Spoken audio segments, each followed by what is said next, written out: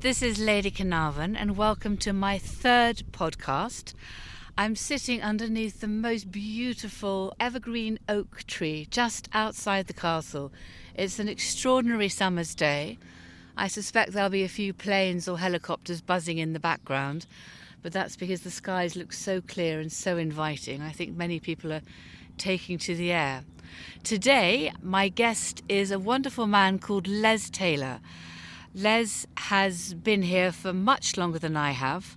He's one of our longer serving members of staff. In fact, he's 93 years old, still working for us, and a beacon for us all to follow and to learn from.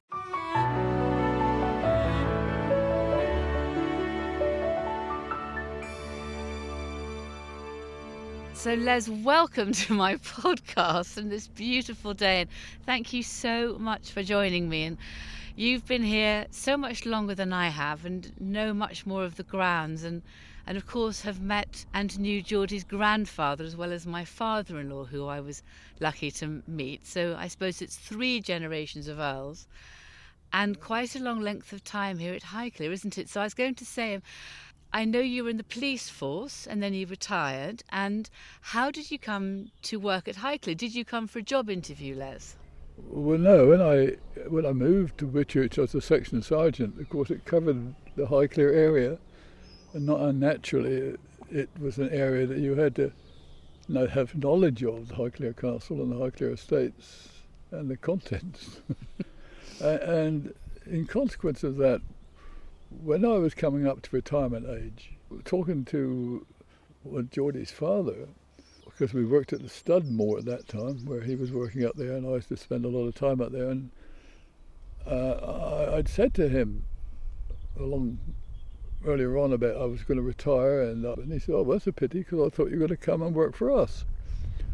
I said, "Well, the thought never really occurred. This is one of these things that don't really think about, but yes, I think I would. But how about accommodation? How about money? The usual things."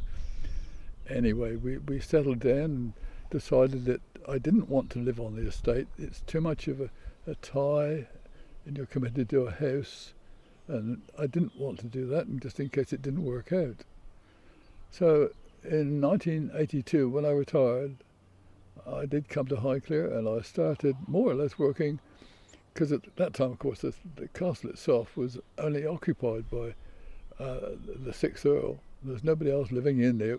He had his own accommodation there with the butler and a valet and a cook, and the place was unbelievable because it was unoccupied except for the places where he actually lived, and it was fabulous. But we got on fine, and then I started loading for him in the shooting field, and that was an experience, of course, because he was a character, to say the least. So you never really had an interview, you just kind of landed here? No, it was one of those mutual agreements. I would come and they said, "Well, thank you for coming," and that was it, Well, I don't think I ever had a job interview either, Les, and I've just ended up landing here too, but it sort of grows on you. So you did spent quite a bit of time with the 6th Earl of Carnarvon. Yeah, the 6th, which was who actually sorted all the employment out and all the conditions and the bits and pieces that went with it. But I used to know the grandfather very well. We'd been around. I used to go way loading with him sometimes, up country, up on the grouse moors and one thing and the other.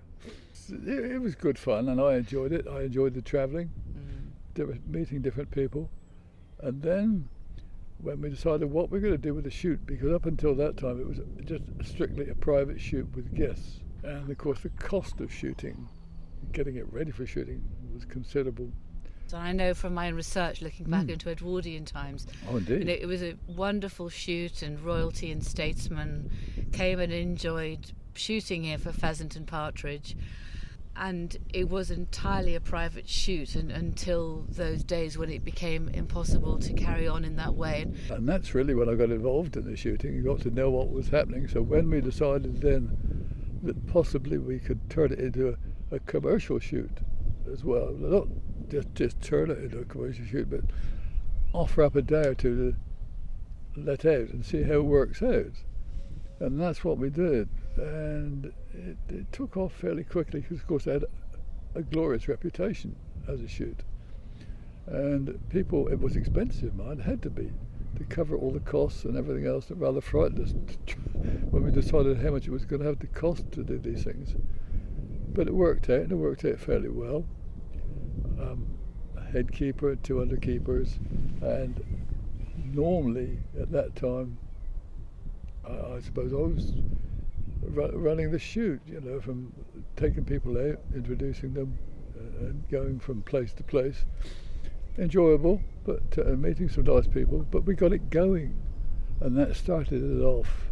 One of the less obvious parts, of course, about shooting is the conservation that goes on behind it, because if you have got all the keepers and everybody out on the ground looking after the birds, the wildlife, it actually helps create a harmony and a balance, and you actually, I think, walk and understand the trees, the fields, the crops and the landscape better. And I think I thoroughly enjoy the shoots, and actually the walking up shoots above all, Les. It's a beautiful way to see the countryside, isn't it? It's great fun. I think it was always part of it, even before we were commercial shooting. The conservation was very much in trying to keep the wildlife going. And there's certain woods around here where we never used to go shooting because it was reserved for different birds or different wildlife that was going on. Sometimes we used to have a bit of a problem, one or two of the keen keepers who would find that they were perhaps creeping over into their pheasants and what have you. But I would say when we still do, suffer or not suffer, but that sounds bad, suffer, but don't suffer with conservation, but we profit by conservation. And it's a lovely estate. It's beautifully geographically sited, right on the Hampshire-Berkshire border, in Hampshire, by the way. But I suppose really it's one of the highest parts in Hampshire, on Beacon Hill. It is. I think it's also, I felt there's a huge amount of respect for the wildlife, and again, it's back to the harmony and the balance, the left and the right, isn't it? And how you look after what you're doing and then understand the other side of the balance and what the wildlife need as well. And because we feed so many of the wild birds, whatever sort they are, which helps them through the winter months, which can be quite cold up here because it's quite high, isn't it? My goodness, the wind whistles round here in the winter, Les. Well, as we say, it is high, although the castle itself is dropped a bit into the valley on the north side of the Beacon Hill, but it's a lovely spot, and you've got to appreciate the summer with the winter and the problems that come with that. But it's been very nice. Everything else seems to work quite well, and now we are gradually creeping back into shooting again after this breakaway. Then I hope it'll all return to as we used to do it. But at the moment we do have problems. I don't quite sure what is the real basic problem, but I strongly suspect we just can't get pheasants in as young ones or hatch birds from there. That's just not on at the moment. Well, I think it's quite good to give everything a rest and understand the position we're in, and then look forwards in a more stronger and fashion to next year with more understanding. Sometimes I think the sound of silence, which has been there for the last few months, means that you have got a bit of time to reflection and observation, and on the basis of that perhaps make better decisions going forward, Les. And I don't think there's anything wrong with that at all. But I worked out, just by the way, that you'd probably been here longer than you in the police force, because you have been, have you? Because it was quite funny. When I left the police force after 30 years, I thought, if I can be on pension for 30 years, I should be very pleased. We're way over that now. The local authority has been paying my pension for an awful long time. Thank you very much. And then you've been working more part-time for us recently, but it is a joy. And then, of course, so when you began in the police force, where was your first posting, if you like? Where did you begin, Les? Petersfield was where I went. It was beautiful, lovely little country town, but with a main road, the A3, going through it at that time. And I meant going through it. Typical police force at that time. I used to ride as a hobby a motorcycle before I joined the police force. And when I arrived at Petersfield, they said to me, "You can't ride a motorcycle, can you?" I said, "Well, yeah. There's a police motorcycle," because each division had a motorcycle. which was quite a tool. And they said, but you better get a crash hat and some leggings, and you there become. So then, from after about 6 months in the police force, I was then riding a motorbike up and down the A3 as it was, and dealing with most of the accidents. And I was there 2 years, I suppose, 2 or 3 years. But it was too nice, you know what I mean? There was very little crime. It was a typical country town with a market. You used to do market duty as well, booking cattle in and cattle out and what have you. Wow, amazing. Yes. Wish we did that now. But where did you go after Petersfield then, Les? And then I went down to Lee Park, which was an overspill from Portsmouth, where they had bought some ground off of the local authority and built in, by that time, enough for about 30,000 people to come and live at Lee Park. When I went there was already 2 policemen there as country beats, and I joined them as the 3rd one. Right. And the big problem was, it was all Portsmouth people that lived there. So they always used to disappear into Portsmouth during the working hours, and then you'd come back and you had to think, because without local contacts you can't police sensibly anywhere. So it took a long time to build up the contacts, and it was a pretty tough old place, but it was a bit.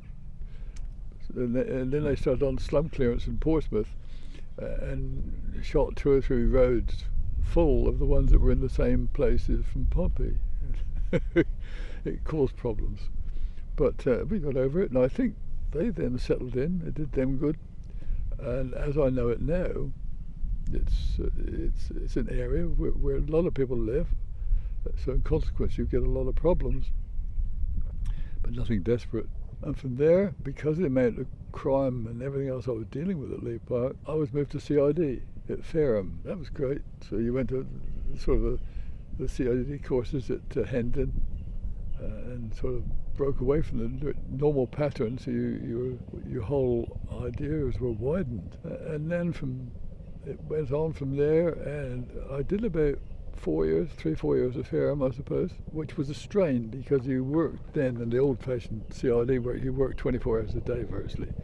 Wow. Yeah, well, I mean, you were there, and you kept going until you finished your job. And then they said to me one day, I'd been over the Isle of Wight, took the family over for a holiday on the Isle of Wight, only a short one. I'd come back, and DI, who was there at the time, said to me, "You fancy the Isle of Wight?" I said, "Why?" They said, "Well, they're looking for a section CID man at Ryde," which was ideal. It's on the north side of the island, it's on the communication side and everything else. So I said, yeah. I said, I don't know about the family for the education. So I went across, and we went to live on the Isle of Wight, and I ran a CID section at the Ryde, and the education was wonderful for kids. It was about a year behind everywhere else. Everything was Isle of Wight speed. I've been to the Isle of Wight to a literary festival. Yeah. Well, I don't know whether that's going to survive in the future, but it was just charming, and it was Isle of Wight speed. But nothing wrong with that. It was really nice. I really enjoyed it, but what you had to do was work very, very hard in the winter for contacts, because in the summer all you finished up with was all the staff, which was a problem, and all the guests, which was a problem. And so therefore you had to build your contacts up during the winter when they weren't working. In fact, the social life on the Isle of Wight amongst the industrial people and everything else, all in the winter, because they got to earn their money in the summer. It was great. I enjoyed it very much. So it sounds as if, to me, from your own thoughts about the police, it's all about getting to know, building the blocks and relationships and contacts in each community that you worked in from the bottom up, and without that you can't reach out when things are slightly harder. Without contacts with the public, yeah. I mean the whole range of the public, you can't work the police force. I don't know what they get up to, and this is unfortunate. So I don't agree with the present situation, with the way they are running the police force. They don't get a chance to get in touch with people. They lose the human touch. And we also used to do a sudden deaths, which was the coroner. You worked as a coroner's officer there. Well, once you work with a family, when they had the problem of sudden death and what have you become very close to the family. Not close, but you knew them, and when you met them down the road, you had a little stop, had a little chat and so on. But if you wanted to know anything in the area that was going on, you knew who to go back to and chat to. They didn't tell you too much, but you got the feel of the thing that was going on. No, I enjoyed it thoroughly. And as I say, as Bride was on the communications side, because it went straight from Bride to Portsmouth with the main ferries, both Car Ferry and Austin Ferry. But I also worked a lot out of Newport, CID, because we used to fill in for each other. If one was away, you filled in for the other. And of course, that covered Parkhurst. So therefore you went from the Sublime to the Cold Blimey, because if ever you had hard work, it was trying to get anything out of Parkhurst. But it was interesting. Well, Parkhurst is quite well known in this country as a prison. And just to recap for those from abroad, if you're in CID, it means you're a detective in this country. So that was a sort of Criminal Investigation Department. Criminal Investigation Department. Thank you, Les. I never really knew what it stood for. I've just seen it on TV shows. Isn't that awful? Which is, I think, where we gain so much of our sort of ideas of what the police do today. Right, yeah. We've had such an old police force, from the Peelers and the Bobbies in this country when they started under the Prime Minister Sir Robert Peel, to today. It's obviously changed with the times, but I think at root it's all about people and getting to know people and communities, isn't it? It's communication, it really is. It's communication. Because we've got a small police office here. There was a new bill which was asking for police offices in the community. So we offered a police office here at the back of the castle, which I thought can only be positive. It's a way of getting to know some local people and local policemen, and for them to get to know us a little bit, and sharing information, and because in a sense they're there to help and support us. That's how I think of it, and see where we go from there. But it seems quite a thin blue line at the moment, and the other side of it, obviously, I understand, is online, and trying to understand and frame, manage and control what happens online. But the other side is still about people. It's about all of us. I'm not knocking it. They've got a different style of job now. I mean, with communications being what they are, it's so improved. It's unbelievable, because at one time, if you were out on a beat, in the old town beats, every hour at the 10 minutes you had to be on a telephone box, made what they call a point, because that point was the only means of communication. They had to get in touch with you. Wow. So you walked around. As we say, Petersfield, as we did, you had a set beat. And during that beat, you finished up making points at different telephone kiosks. You get there on the hour, and you stayed there 10 minutes, so that they could, in fact, telephone you if they wanted to. So it meant, in fact, no matter how serious it was, they couldn't get you until on the hour with 10 minutes past it. But, I think that's amazing. But it sort of worked. I mean, of course, when I grew up and went to parties on a different note, at university, I didn't have any mobile phones, and it's amazing how you managed to get to the right place or meet friends, and you managed to make your way around. My son Eddie can't understand what life was like then, and usually asks if I was born before or after the Second World War. But actually, it worked. We had a good fun. We all had bicycles, of course. I have a bicycle too, Les. Yes, I'm joking. Yes. I'd be quite true. Bicycles were wonderful things for policing at night, because you used to turn all your lights off and go stooging very, very quietly around the back streets and what have you. You could run into people, and then not literally, but yes. But now they're great. Amazing. So you went from the life of the police and the communications and the country beat, which I know you ended up at Whitchurch, to Highclere, which was very different, with 3 Earls. The 6th Earl, I always think of him as the naughty Earl, and then my father-in-law, the 7th Earl, and then my husband, the 8th. And with the 7th Earl, I suppose you liaising sometimes with the police, weren't you, as well? Or... Oh, well, constantly. Of course, having in mind your father-in-law was a great friend of the Queen, and this was part of the reason, of course, also why I came to Highclere, because of her visit to the castle and the security which had to increase around the castle, much to everyone's annoyance in the royal family. They wanted it quiet, and we did our best to keep it quiet, but it was a bit difficult. But also, of course, I think she used to thoroughly enjoy coming away down to the stud to see her horses, and she'd just quietly turn up with her detectives and look round. So you got to know everyone very well. It became easy. the sixth Earl died in 1987, Yeah, Geordie's grandfather. And then at that point, I know Geordie and his father put the whole estate in this English Heritage Trust. Right. And they opened the castle for the first time on a continual basis. Actually, I think then throughout the summer, through July and August. Yeah, And there must have been a huge amount of work to open the castle to the public and begin welcoming visitors through the door. Can you remember that time at all, what it was like? Well, very much so, because, of course, it was something new to all of us. And it meant that we had to rearrange everything, think things through, think it of the route that we're going to send people through in the castle, where they want to see certain rooms, they wouldn't want to see other ones. And then, of course, we had to get guides in, which was, we decided to keep, if possible, local people, because they went with the castle, they knew the history of the place and one thing and the other. And, of course, there's some nice items in the castle. So it meant we had to up the security on everything in respect to all that kind of things. And it was one of those things that we gradually built up. And then we found we were being approached by different film crews to use the premises as films, to use films. That made an awful lot of difference. It made an awful lot of work.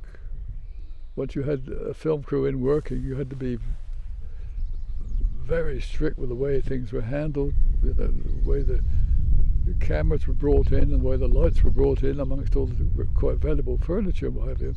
But we started it, and I think The Secret Garden was probably the first one by BBC. And then that was taken over by an American bloke, American producer. We built the whole garden, the whole country garden as it was then, and the items went with it, within the grounds of the castle, and used the castle as background all the time. It was great fun, and we all learnt a lot from it, and in consequence we were approached by different films, and location managers got to know of us and came with us, and between us I think we built up quite a good working relationship. You had Jeeves and Worcester here, didn't you? Oh, Jeeves and Worcester here for 4 years of us, you know, on and off. And that was hilarious. You never knew what was going to happen. Hugh Laurie and Stephen Fry. Stephen Fry. I mean, was it as hilarious to have them here as it was on the film? It was great fun because, of course, him and his friend, they just worked together all the time. And I should never forget, they decided they wanted to blow a safe up. It was part of the thing that certainly others. They got an old safe, one of the old-fashioned safes, old metal safes. And I said, you've got to go careful while you're doing that because we're going to get... Oh, no, that's all right. Don't worry about it. We'll make sure it's all safe and everything else.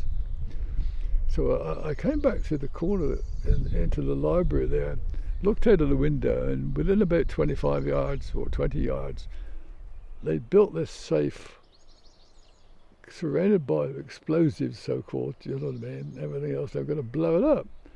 And over my shoulder came your husband. What are they doing? He said. I said, well, it's all right, my lord, they're going to blow the safe. There'll be a big hole in the door. I said, they say not. So anyway, by that time it was too late. They'd started, and there was quite a good loud bang and a big flash. And when we went out, there was no trouble at all. They really did. I didn't laugh because he was so. I was worried about it, but they obviously had done this before and handled this. But that was all part of the fun, you know. But they were all doing something a bit off the mark, a bit stupid, you know. But it was good fun. Well, it's all tricks and mirrors in the filming, isn't it? Absolutely. Because I remember there was one scene in Downton Abbey actually when they pretended there was a fire in Arundel bedroom, as we call it, and I saw it a little bit on television actually the other night, and it looked so real. It was so strange. It was a good scene, very clever. But then we had many different ones. You know, Eyes Wide Shut was done here at night, which was a bit of a dicey film. You know, it wasn't the kind of film we really associated with Highclere. No, I've never seen the film, and I remember it was being filmed because I I'm not sure whether John and I were married or engaged by then, but Yeah, I think you were. Yeah. well, we were living in London by the week working, and then down here at weekends. My pa-in-law was definitely still alive then. That was within his time, because the money from that redecorated the drawing room, didn't it? Oh, absolutely. Which was marvellous, so hugely helpful. It was, most of the money from the films went to do a specific thing. Yes. You know what I mean? Would come back into the castle, as it were.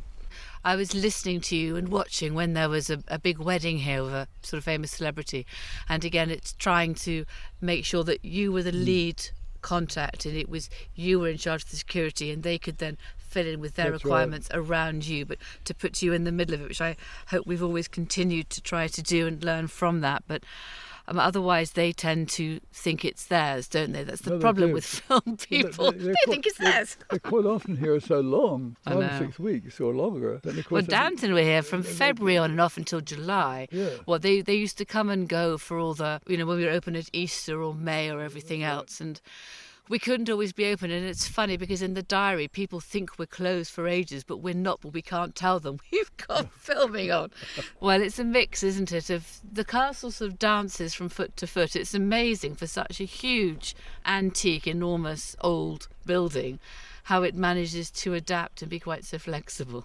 Very much so. But I suppose the last big one was Downton Abbey. Sort of really brought it to the notice of an awful vast number of people, in actual fact. It did. It's been extraordinary because nobody knows quite why that particular genie was in the bottle. I mean, I think the script and the lines, and everybody fell in love with the characters, and Highclere was one of the characters, Les. We've been very fortunate. It's given us a great marketing platform to which I hope we can go back after this extraordinary, exceptional, tragic time of the COVID-19 virus is past. I think one of the very fortunate things was, going back to Downton Abbey, was the fact that the author used to come here shooting on and off at one time. Yes, no, we asked him here because I've known him and Emma for quite some time, so it was lovely to ask him here. And he also, I think, Les, he knew the house, he knew how it worked he was so writing, well. He knew he was writing to and about, and it went in well. And it did. I remember on 1 November they were staying here, and we all went to church, and Julian stayed behind because he needed to do some more writing in the script. So I think he was sitting in the library, I hope he was, writing away. But it's nevertheless, it's his inspiration, which I'll never forget. We were just a part of that, but it's been a hugely fortunate and part of Highclere's history, and exactly. It's just trying to make the best of it going forwards again, isn't it? Because you don't get lucky all the time, so it's making the best of your luck. But at the moment, it's great. It is great, and we've put so much of the fortune we've had back in here. So mending roads, mending fences, it's all the unseen things. Oh my God! I've never seen a place change house-wise as this has changed since you've been doing the houses, or putting some money back into the houses, which had been allowed to get a little bit adrift because it was expensive repairing them and whatever else. I mean, the estate couldn't do all the work, but when you go around now and see how a lot of the estate has been recovered, I think the classic was the old golf house up at the top at the moment.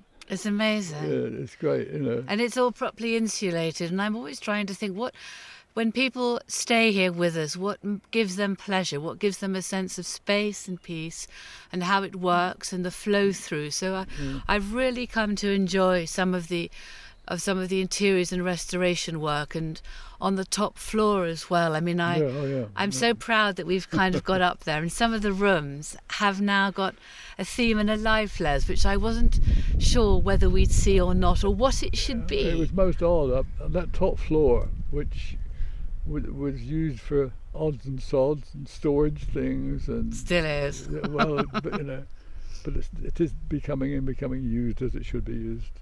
It's nice. Great. It's good, isn't it?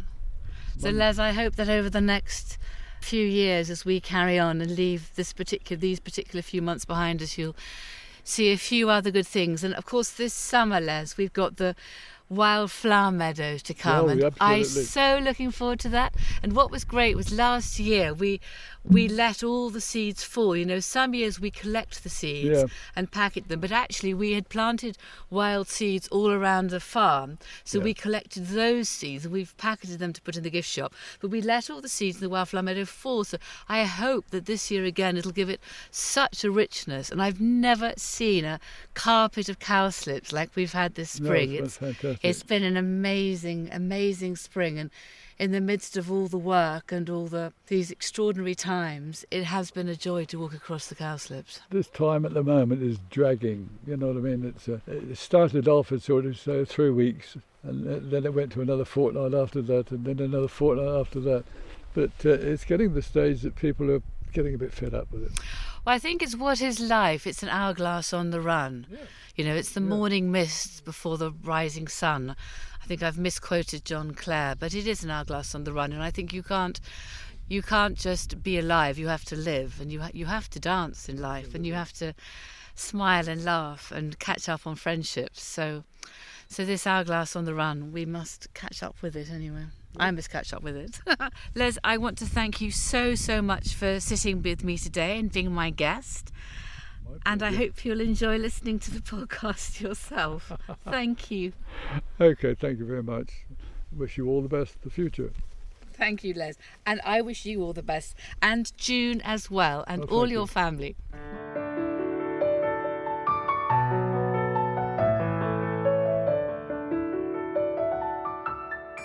And just to say, please do subscribe to this podcast. Then you can be first on the list every time it comes out.